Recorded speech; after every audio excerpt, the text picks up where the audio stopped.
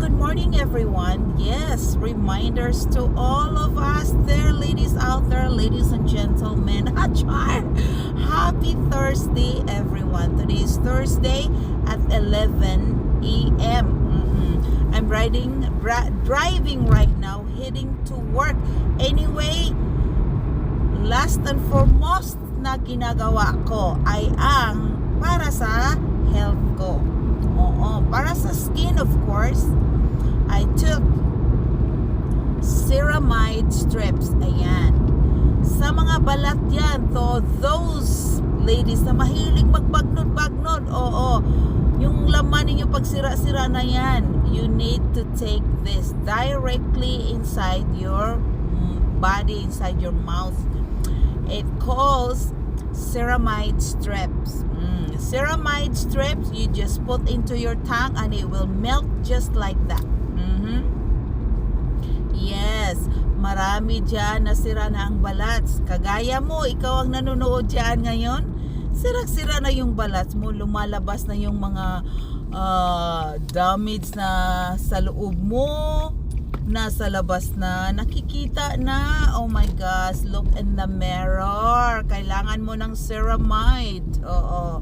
And of course, kailangan mo rin ng glutathione strips. Ilalagay mo lang dyan sa tang mo, mamelt na yan. So, yan. Ay. Importante talaga sa balat mo yan ang sa balat at sa loob syempre. Galing naman talaga sa loob yan. Kung may damage na yung laman mo, yes, kailangan mong mag-take niyan instead of inject. Pwede rin mag-inject kung kaya ninyo. Kung kaya nyo, idi gawin. Kung may time kayo, idi gawin nyo. Para sa akin, nagtitake ako ng strips. Glutathione strips, para lagi tayong glowing, o diba?